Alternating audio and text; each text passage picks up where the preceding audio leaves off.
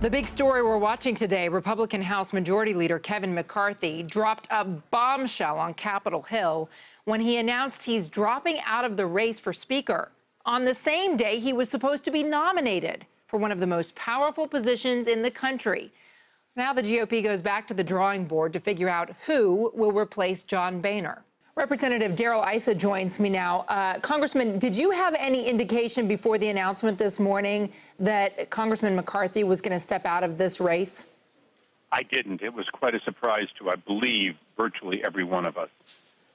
Walter Jones had just called for a full vetting of anyone who was going to be a Republican leader in the House. He said some of the most difficult times have been when our Republican leaders or potential Republican leaders must step down because of skeletons in their closet. Is there any indication that his statement was aimed specifically at Representative McCarthy? He says it wasn't. Do you have any indication that it was? Well, I'd have to take Walter at his word.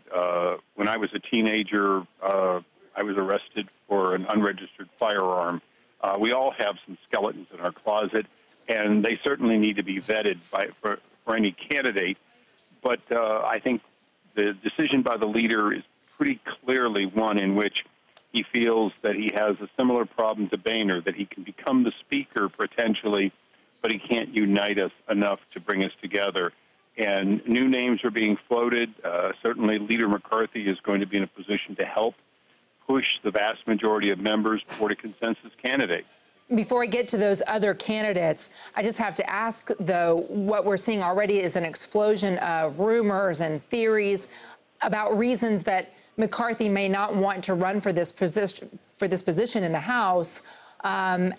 Those stories, regardless of whether they have truth or not, exist. Now, people who are curious can find them. Does that hurt Republicans? You know, I don't think it really does. The allegations that people are talking about of people's personal lives, they come, they go. They're around 435 members. Every single one of us has a past. I think the important thing is that since Leader McCarthy has come to Congress, he's been truly a leader. He's united our party in great ways. We're reaching out to the other side and being well-liked on both sides of the aisle. Those are skills that are going to continue to bode well for him as the Republican majority leader. McCarthy was seen as the front-runner for this post. In your mind now, who takes that front-runner status? Well, I think that's a great question.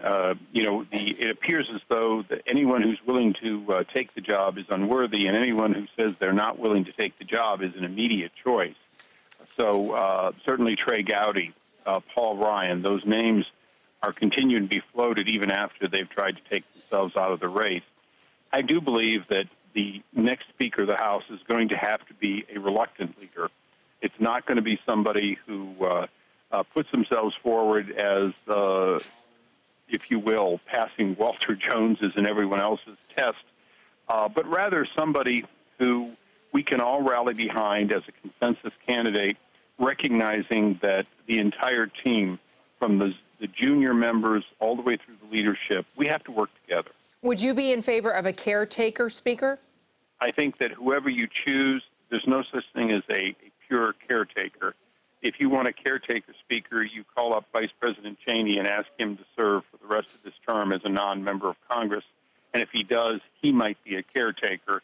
But any member of Congress who's going to be reelected is by definition somebody who will be considered, based on their record, to be our speaker in the next Congress, should we retain the majority. You think former Vice President Dick Cheney would be the uniter that the Republicans need?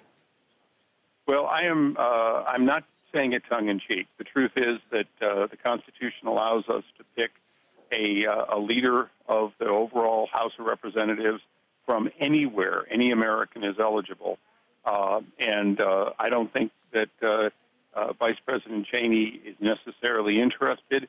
But the fact is that the left and the right of our party respect certain individuals. Some of them are in Congress and some of them are out of Congress. I believe we're going to find somebody within Congress that we can all rally behind.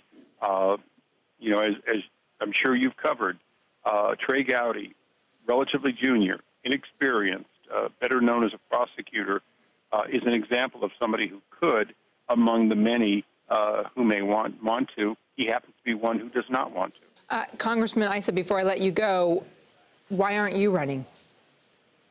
Well, I think I said earlier that you shouldn't run for this office at this point. There has to be a groundswell. There appears to be a groundswell for Trey Gowdy and clearly one for Paul Ryan. If there's a groundswell for Darrell Issa, I'll be surprised. The fact is that I'm somebody who very much has a track record of holding the administration accountable, and I might be very good for a number of leadership roles. I'm not sure that my colleagues see me as the next Speaker of the House, and quite frankly, my temperament may be better suited to finding waste, fraud, and abuse in government or passing legislation than being Speaker of the House. But again, I think there are going to be groundswells for a number of candidates, and from those candidates, I'm certainly going to work to unite behind one of them. That's very modest of you. Congressman Issa, thank you for your time today. Thank you.